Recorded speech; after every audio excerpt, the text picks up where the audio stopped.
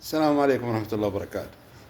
بتكلم على الشايب العايب هذا كمال الخطيب، الإمام الفلسطيني اللي يدعي على ولاة أمرنا وخصوصا الملك سلمان الأمير محمد بن سلمان الأسرة المالكة. يا شيخ حسبي الله عليك، حسبي الله عليك، حساب نوح على قومه.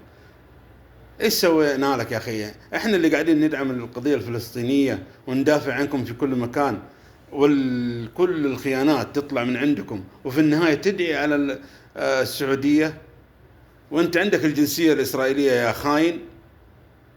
حسبي الله عليك وعلى اللي قال آمين وراك. أسأل الله أن يهدك ويهد عمرك يا أخي.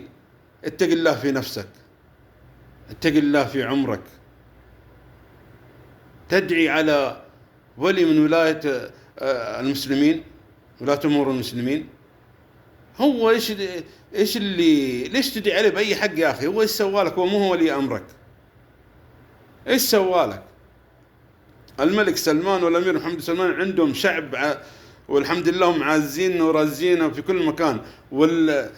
شو اسمه، ولا المساعدات اللي وصلت قبل فترة اللي اسقطتها السعودية، اللي دول العالم كلها تتفرج عليكم وانتم تندكون تنضربون وجايعين تموتون جوع.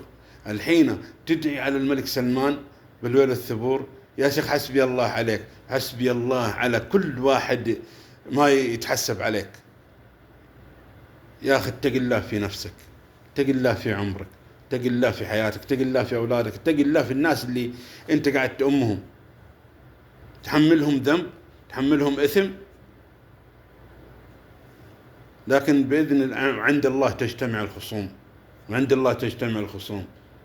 يا ناس يا عالم ادعوا على الرجل هذا، مو من حقك يا أخي، هذا ملكنا أبونا وحبيبنا والأمير محمد سلمان ولي عهدنا وحبيبنا صاحب الرؤية، ماشيين احنا وعايشين في حياة في رفاه، في رفاهية والحمد لله على النعمة اللي احنا فيها. انتم حساد وحقاد والله حاقدين.